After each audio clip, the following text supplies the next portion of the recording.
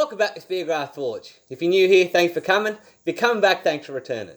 Today, we're going to be doing a beginner blacksmith book review on the Blacksmiths Craft. Stick around.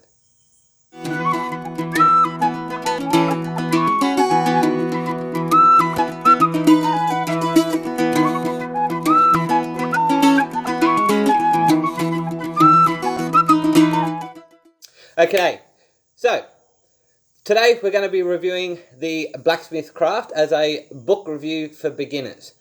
After this review, if you're interested in purchasing this book, I'll leave an Amazon Associates link in the description. Now, just to full disclosure, just be aware, if you purchase this book through the Amazon Associates link, I will get a little bit of a kickback, which of course will go to supporting the channel and creating more content.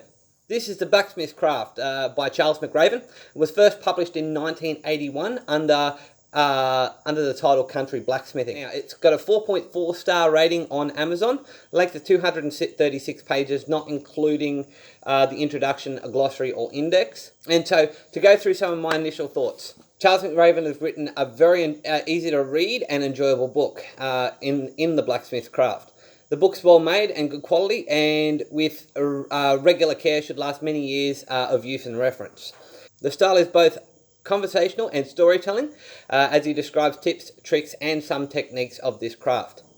The book provides a small range of projects to tackle, ranging from simple to moderately advanced. However, the value of this book lies not in the projects, but in the way it can open your mind to different ideas. I found reading this book, it gave me an avenue of expanding my horizons, and also made me think about different things in different ways. It's all illustrated with pictures that are both relevant to the topics and detailed enough that you can extrapolate additional information to complete a project if may not be included.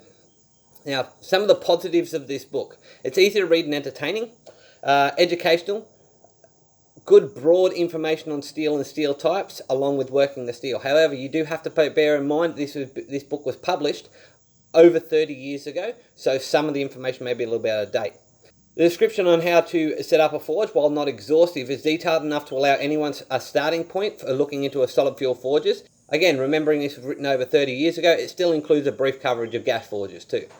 There's some great tips on building or building up a smithy, including tools to look out for, steel types, and where you might be able to find that said steels. The section on hardening and tempering is one part of this book that has to be outlined as standalone. The detail given in this section is outstanding, and in my opinion, is essential for any smith, not just those starting out in this craft. The description on hardening and tempering effects of different grades of steel is worth the price of the book alone. And if it's only for this section, the reasons the beginner should have this book. Now, in this section, it actually covers not only high carbon steels, but the differences in tempering high carbon to medium carbon steel, being your 1040s, 1050s, 1060s, etc. So it has detailed description on how tempering the medium carbon steels differs to tempering high carbon tool steels, which I find is very, very interesting, and it was an education in itself. I understood that it would probably be different from online forums and stuff like that, but this book goes into detail about how it's different and how the colors. Everyone knows about tempering colors, but how different tempering colors affect the different steel types differently. Over 15 projects and 35 ideas can be found explicitly outlined in this book, and many more can come to mind with a little bit of creative thought from the ideas presented in this book. However, there are a few things that are not so positive. So, while the start of this book is interesting and allows a person to feel connected with the Smiths of the past, it takes until the second chapter to actually get into the meat of the book, the first being more of an introduction chapter. While easy to read, many of the projects in this book are really not suitable for the beginner.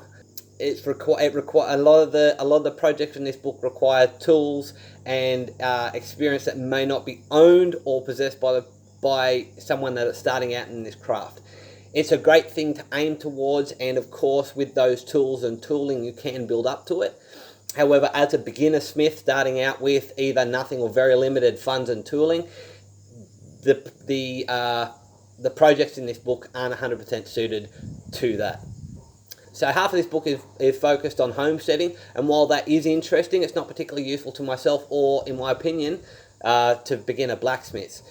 Of course, if you are homesteading and doing stuff surrounding homesteading and surrounding working a farm or a property, then of course by all means this will be a great resource for you. But there are a few things in there that aren't particularly useful or prevalent to a beginner blacksmith. So finally, this book is a must for any blacksmith or off-gridder, if only for the sections about steel and heat treating.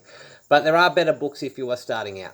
While there are sections of this book that may be advanced for a beginner blacksmith, it will in short time become a valuable resource and reference that will be likely read many times.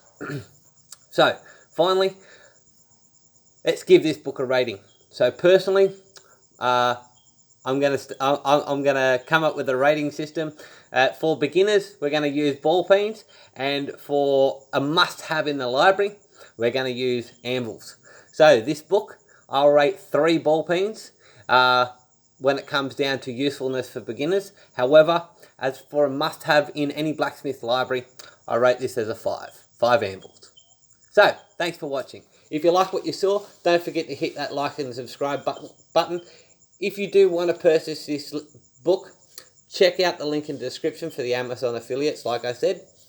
If you do decide to purchase this book and you use that link, I do get a kickback, only a small percentage. However, by purchasing through that link, you will be not only getting a great book, but you will be supporting the channel, and I thank you very much for that.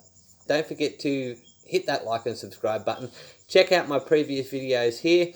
There will be a series on blacksmith book reviews for beginners.